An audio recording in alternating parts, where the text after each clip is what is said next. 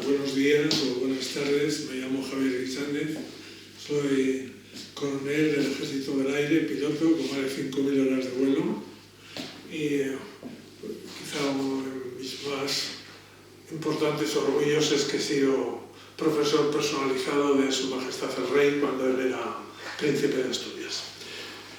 Vamos a hablar en este caso, como ven en la transparencia, no sé si lo verán bien, del derecho internacional en la resolución y gestión de conflictos. Antes de que se me olvide, ahí abajo tienen el recuadro, por si acaso alguien quiere hacer alguna consulta pues, personal o particular, mi correo electrónico que sería guisandej@hotmail.com. Bueno, pues vamos a ello.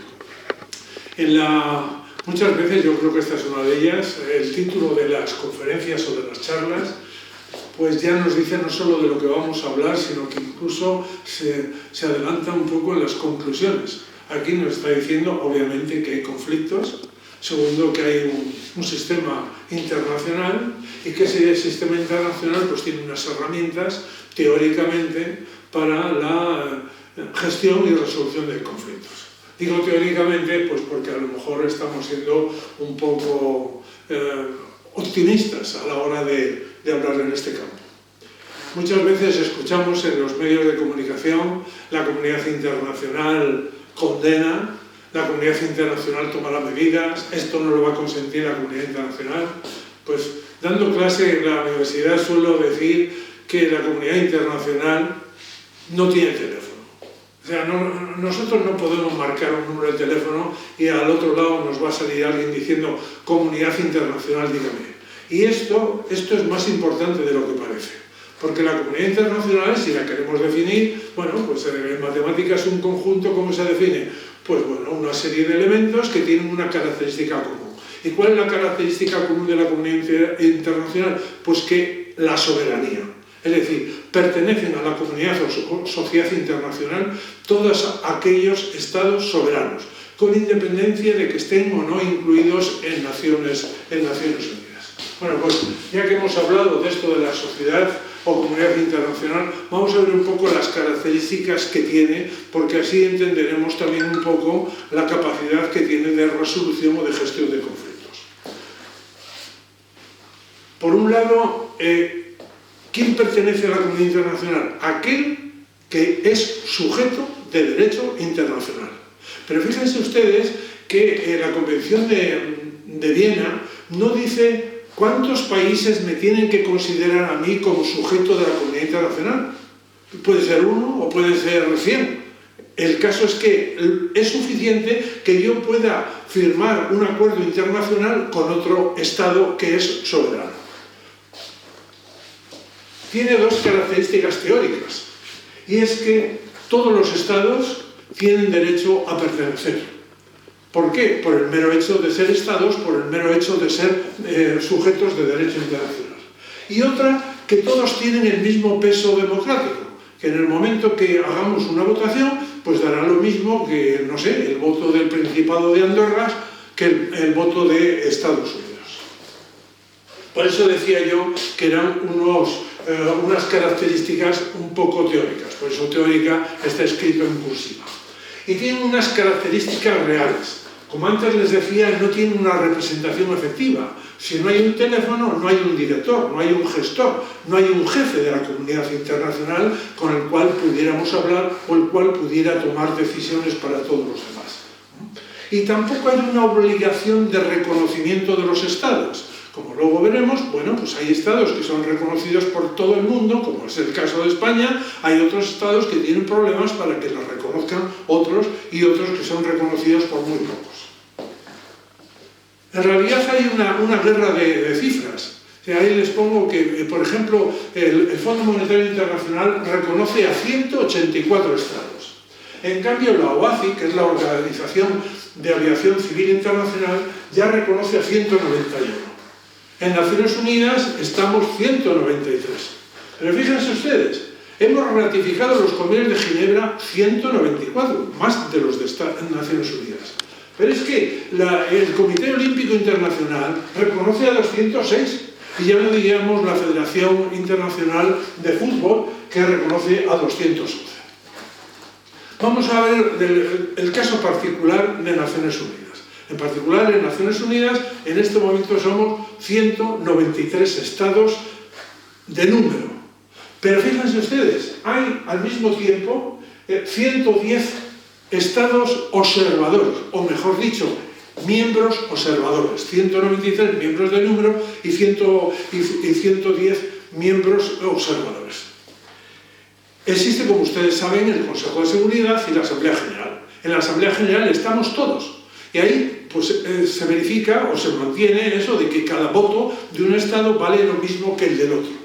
Eso después nos dará lugar a que las resoluciones que salgan de la Asamblea General tienen mucho menos valor que las que, o a veces casi ninguno, diríamos, de las que salen del Consejo de Seguridad. En el Consejo de Seguridad, en cambio, hay 15 estados. 5 permanentes, 5 que se van este año y 5 que se van el año que viene. Es decir, que el banquillo se mueve todos los años en 5.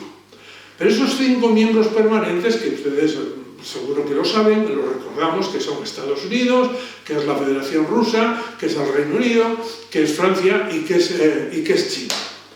El problema del Consejo de Seguridad, que hemos dicho que sí que lo que dice es vinculante y nos obliga a todos los estados, es que en el Consejo de Seguridad existen 2 tipos de votaciones. Hay la votación de procedimiento y la votación de no procedimiento. ¿Cuántos votos necesita una votación de procedimiento para salir al aire, para que sea válida? 9. ¿Cuántos votos necesita una votación de no procedimiento para que sea válida? 9. ¿Cuál es la diferencia? Pues la diferencia tan sencilla es que en el primer caso valen cualquiera 9 y da igual quién haya dicho que no. Mientras que en el segundo caso, esos que no han votado que sí, basta que haya uno de esos 5 miembros permanentes que diga que no, que es lo que se conoce con el nombre del veto, para que eso no salga adelante. Pero un problema añadido es que no existe una aplicación informática donde el secretario general o el presidente del Consejo de Seguridad pueda preguntar: ¿esta votación que vamos a llevar a cabo es de procedimiento o de no procedimiento? Pues fíjense ustedes, votar si una votación va a ser de procedimiento o de no procedimiento es una votación de no procedimiento. Esto parece un juego de palabras, pero eso quiere decir que yo puedo vetar una votación previa, con lo cual vamos a suponer que se está celebrando, se va a decidir si se va o no se va a Sierra Leona. Entonces, antes de ir a Sierra Leona, vamos a votar. Levanta uno de los 15, da igual si es permanente o no permanente, y bueno, esta votación que vamos a celebrar es de procedimiento o de no procedimiento. Y empiezan a discutir: puede ser de procedimiento porque ya hemos estado en Timor y esto es parecido. Otro levanta la mano y dice: pues no es de procedimiento porque en Sierra Leona hay diamantes y entonces hay otro problema añadido. Votemos. Fíjense ustedes que no van a votar ahora si van o no a Sierra Leona. Ahora van a votar si cuando voten si ir o no a Sierra Leona, esa votación va a ser de procedimiento o de no procedimiento. Y es en este momento, en esta votación, como es de no procedimiento, cuando cualquiera de los 5 la veta. Y entonces ya no se da la segunda derivada. Eso no va a salir en los periódicos, no tiene un desgaste diplomático, pues porque no ha votado el no ir a Sierra Leona, pero el caso es que no se va a Sierra Leona. Bueno, pues entonces, dentro de Naciones Unidas, fíjense ustedes, hay casi todos, 186, estamos reconocidos por todos. Pero hay otros que están reconocidos, pues no están por todos. Ahí tenemos el caso, en primer lugar, es el caso de Corea. Pues Corea del Norte no está reconocido, Corea del Sur no está reconocido por Corea del Norte. Por eso tiene 191 estados que lo han reconocido. Otro caso sería el caso de Armenia, que no lo reconoce Pakistán por la cuestión de Azerbaiyán. Otro caso sería el de Chipre, que no lo reconoce Turquía. Otro caso sería el de Corea del Norte, que no solo no lo reconoce Corea del Sur, sino que tampoco lo reconoce Japón, ni tampoco lo reconoce Estonia, ni tampoco lo reconoce Francia. O sea que estamos hablando de países, algunos bastante importantes. En el caso de China, tampoco lo reconocen todos. Le reconocen 177. ¿Y por qué? ¿Quién no reconoce a China?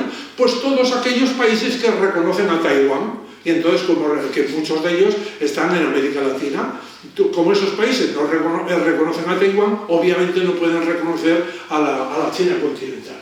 El caso de Israel, son 164, es porque la Liga Árabe, pues casi todos los de la Liga Árabe no reconocen a Israel. Y por último tenemos el caso de Kosovo, que solo reconocen 97. Y uno de ellos que no lo reconoce es España. ¿Qué pasa fuera de Naciones Unidas? Pues estamos viendo la complejidad de lo que cuando decimos vamos a la comunidad internacional a funcionar. Pues fuera de Naciones Unidas hay países que están reconocidos por muchos, como es el caso de Palestina o como es el caso del Sáhara, están reconocidos por bastantes. Hay otros que están reconocidos por muy poco. Ahí tenemos a Osetia, a Abjasia y a Taiwán. Taiwán está reconocido por bastante más. Pero claro, me he visto obligado a incluir Donetsk y Lugansk, que realmente solo están reconocidos por uno, que es Rusia. Pero como antes mencionábamos, cuando decíamos que para que un Estado fuera soberano, bastaba, para que perteneciera a la sociedad internacional o comunidad internacional, bastaba que fuera un sujeto de derecho internacional. Bueno, pues si me ha reconocido Rusia, que es un país importante, yo ya soy sujeto de derecho internacional. Que esto va a poder a lo mejor influir, hace muy poco se ha declarado, el Tribunal de La Haya ha empezado a instruir pues, ese desplazamiento forzoso de niños ucranianos a Rusia. Pero como esos niños ucranianos salen de Donetsk o de Lugansk, pues ¿qué quiere decir? Que a lo mejor, bueno, pues una de las discusiones que va a haber es si han salido de Ucrania o han salido de un país distinto de Ucrania. Hay otros que solo son reconocidos por los que no son miembros de Naciones Unidas. Ahí tenemos el caso de Nagorno-Karabaj o el caso de Transnistria, que está en Moldavia, y otros que no son reconocidos por nadie, como es el Somaliland dentro de Somalia, pero que ya lleva funcionando más de 5 años. Si nosotros considerásemos a la comunidad internacional como un Estado, pues ese Estado, bueno, pues como decía Montesquieu, pues va a tener 3 poderes: el poder legislativo, el poder ejecutivo y el poder judicial. ¿Qué pasa con el poder legislativo? Las leyes que salen dentro de la comunidad internacional. Bueno, pues podríamos considerar 2 tipos de leyes. Unas leyes que podrían ser regionales, como nos puede pasar a nosotros dentro de Europa, y esas leyes regionales sí que tienen un poder efectivo.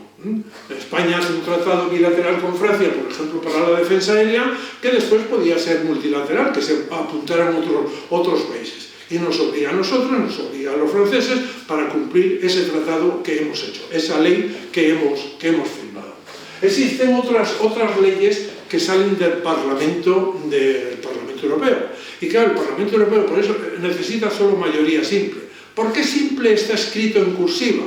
Pues sí, sale mayoría simple, que ya saben ustedes que es la mitad más 1, pero es que en la Unión Europea no estamos representados todos los países con el mismo número de diputados. En función de la importancia que se ha dado a cada país tiene un distinto número de diputados. En consecuencia, pues bueno, esa mayoría simple no estamos igualados todos los estados. Pero eso es efectivo. ¿Cuáles serían las leyes que podían tener una consideración de incierto en su cumplimiento? Pues ahí vemos los acuerdos multilaterales. No puede haber un acuerdo multilateral que vamos a prohibir la utilización de las minas antipersonal o vamos a prohibir las municiones de racimo. En primer lugar, porque no todo el mundo se quiere incorporar a ese tratado. Pero en segundo lugar, porque si uno incumple ese tratado, pues a la hora de tomar medidas contra él, bueno, no existe una fuerza ejecutiva que tuviera la comunidad internacional, una policía ejecutiva, un ejército ejecutivo que pudiera tomar medidas directamente con aquel que había incumplido algo. Y por último tenemos las resoluciones de la Asamblea General. Una resolución de la Asamblea General de Naciones Unidas no vincula. Hasta tal punto no vincula que ni el embajador, vamos a suponer el embajador de España que está en Naciones Unidas, que ha votado una resolución, esa resolución que él ha votado afirmativamente no nos vincula a los españoles. Lo ha votado porque, bueno, pues ha recibido informes o orden de votar afirmativamente, pero esa llega aquí y ya está. ¿Qué herramienta tiene la Asamblea General de Naciones Unidas para que una resolución pueda vincular a los países, pues es transformarla en un acuerdo internacional, en un tratado internacional. Y entonces, en el momento que lo transforma, todos aquellos países que lo ratificamos sí que lo tenemos obligación de cumplir. Pero no porque era una resolución, sino porque ahora es un tratado internacional. ¿Qué pasa con el poder ejecutivo?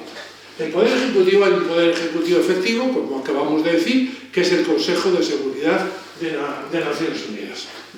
Ya hemos dicho la problemática que puede tener en las votaciones y el veto que existe.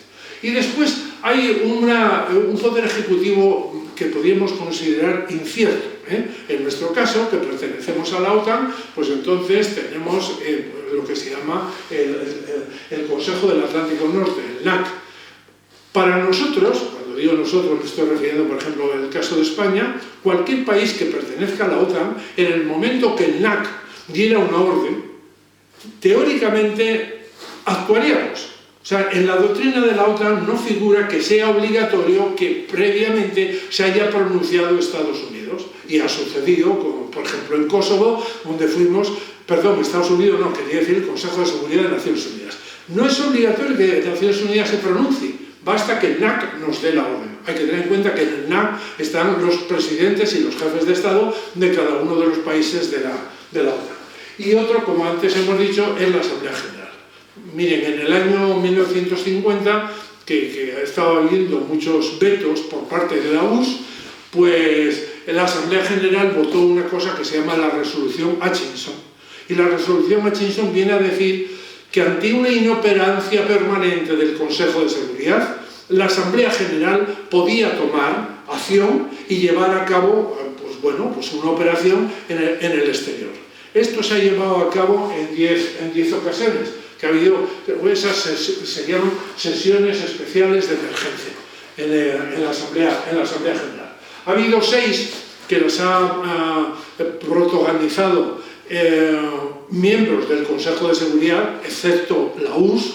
Uno fue en la crisis del Canal de Suez, otro fue en la invasión de Hungría por parte de la URSS, otro fue por la crisis del Líbano, ahí vemos la crisis del Congo, la invasión de Afganistán en 1980 y la toma de los Altos del Golán por Israel. Pero es que ha habido después además otras 4 que se han llevado a cabo, o bien una por la URSS, como fue durante la guerra de los 6 días de Israel, o los otros que no han sido países del Consejo de Seguridad. Por ejemplo, Senegal, por la actuación de Israel en Palestina, Zimbabue de la Unión Sudafricana en Namibia y Qatar también por la actuación en Palestina. ¿Y qué pasaría con el poder judicial? En el Poder Judicial existen unos tribunales regionales. Esos tribunales regionales tenemos, en nuestro caso, que son muy eficaces, obviamente, porque hemos quedado que el ámbito regional es mucho más eficaz que el ámbito internacional. En el ámbito regional, pues tenemos, como ahí ven ustedes, el Tribunal de Justicia de Estrasburgo. ¿Qué juzga el Tribunal de Justicia de Estrasburgo? Pues juzga, por así decir, la interpretación que puede hacer cada uno de los estados de la Unión Europea a la hora de aplicar una resolución o una ley de la Unión Europea. Es algo así como lo que podríamos tener nosotros, lo que podíamos tener nosotros en España del Tribunal Constitucional. Y después tenemos el Tribunal Europeo de Derechos Humanos de Estrasburgo. Este Tribunal Europeo lo que juzga ya son decisiones que pueden afectar a los derechos humanos de las personas que pertenecen al Consejo de Europa. No a la Unión Europea, sino al Consejo de Europa. Perdón. Y después tenemos tribunales globales. Hay 2 tribunales globales que ya esos no afectan solo a Europa, afectan a todos los países del mundo. Por un lado tenemos el Tribunal de Justicia Internacional y otro el Tribunal Penal Internacional. Que, bueno, como los 2 están en La Haya y los 2 son tribunales y son internacionales, pues a veces podemos equivocarnos, porque decir el Tribunal de La Haya no es decir nada, porque hay mucha diferencia entre uno y otro. En el primer caso, ¿a quién juzga? Juzga a estados. Juzga a estados. O sea, los estados pues llevan un problema y el Tribunal Internacional de Justicia decide quién o no tiene razón. Y luego tenemos el Tribunal Penal Internacional, que se juzga a individuos que han cometido una serie de delitos que están contemplados dentro de la Corte Penal Internacional. Cuando estamos hablando entre Estados, bueno, pues hay disputas y hay controversias.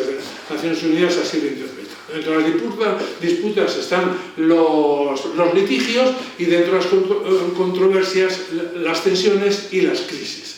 Y bueno, sí, a lo mejor podemos decir, es que les gusta mucho dar nombres, pero es que cada uno de los nombres tiene unas repercusiones y tiene unas características. En el caso del litigio es entre dos o más países que tienen sobre algo intereses diferentes. Pero fíjense ustedes, en el caso de la tensión es que sobre algo tienen intereses opuestos. Y en la crisis es intereses incompatibles. Es decir, ¿cuál es la diferencia? Bueno, ahí les he puesto un par de ejemplos. En el caso del litigio, pues podríamos ser el que tenemos los españoles con Portugal sobre las aguas de las Islas Salvajes que están al norte de las Islas Canarias. Intereses opuestos, obviamente, por ejemplo, podría ser la salida al mar que tiene Bolivia con respecto a Chile, e intereses incompatibles por el que tiene Israel con respecto a Palestina. ¿Cuál es la diferencia entre opuestos y compatibles? Pues Naciones Unidas interpreta que si los intereses son opuestos puede haber algún tipo de mediación, uno cede, el otro cede y pueden llegar a un acuerdo.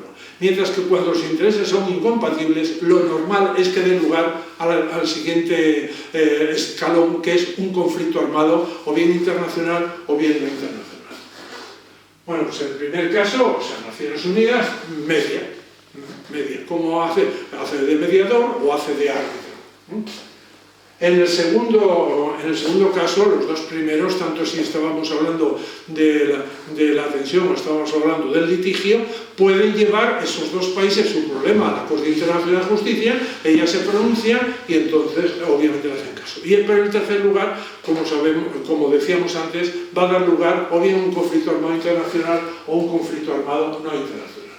¿Qué medidas tiene Naciones Unidas para solucionar aquellos problemas? Si son dos capítulos, el capítulo sexto y el capítulo séptimo. En el capítulo sexto, las primeras son medidas preventivas.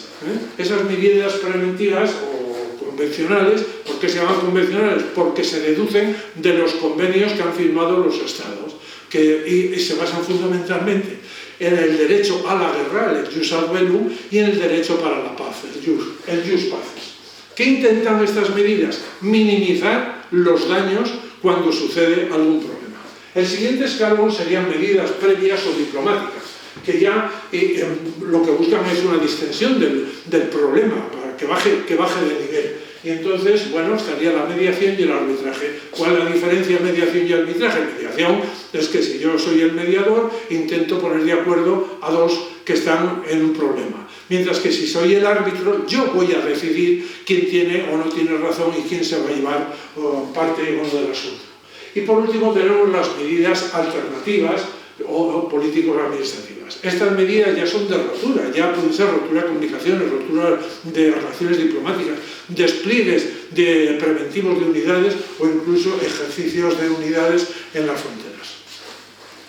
El capítulo séptimo ya están las medidas militares, o sea, antes podíamos decir que eran medidas de fuerza, mientras que ahora ya son medidas en fuerza. Es una actuación en fuerza decidida normalmente por el Consejo de Seguridad de Naciones Unidas. Y lo que va a llevar a cabo es una imposición de la paz, o sea, ya lo dice la misma palabra, imposición es que estoy actuando sin que me den permiso alguno de los contendientes, o bien una injerencia humanitaria que es, bueno, la injerencia humanitaria lo que busca es que tanto la asistencia o la ayuda humanitaria lleguen a quien tiene que llegar, porque claro, si yo mando, no sé, quirófanos porque tienen un problema y el receptor es un señor de la guerra y después le revende, pues obviamente no estoy llegando a los que tenía que llegar. Bueno, esto no es que sea curioso, pero bueno, este señor, que fue secretario general de Naciones Unidas, no sé ni cómo se pronuncia, Dan Hammarskjöld, que era sueco, pues entonces dijo que estas operaciones, el mantenimiento de la paz, establecimiento de la paz y consolidación de la paz, que como no estaban escritas ni en el capítulo 6 ni en el capítulo 7, pues pertenecían al capítulo 6 y medio, que obviamente pues no está.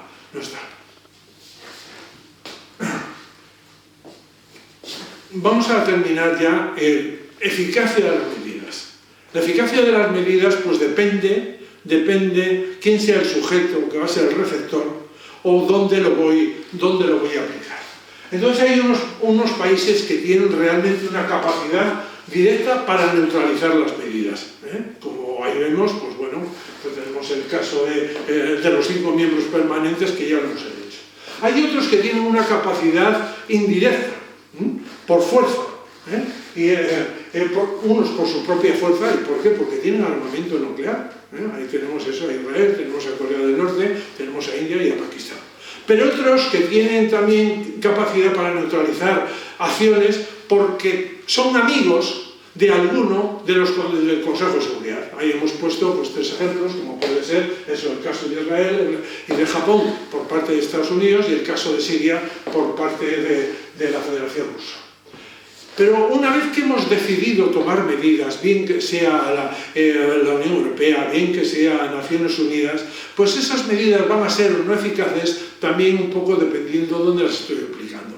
Naciones Unidas, por ejemplo, califica a los países en estados estables, fallidos, frágiles y paralelo. Paralelo es el típico estado donde hay 2 dentro de él.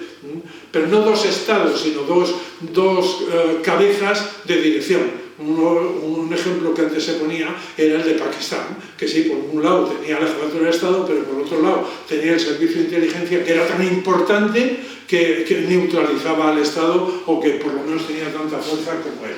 Estados Unidos les califica, como ahí ven, en amigo, en fiable, en gamberro y paria.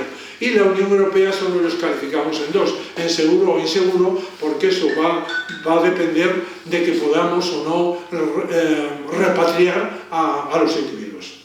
Y bueno, yo no sé cómo va a funcionar esto, si después ustedes quieren hacer preguntas o lo que sea. Les repito, mi correo electrónico es guisandej@hotmail.com. Buenos días y buenas tardes.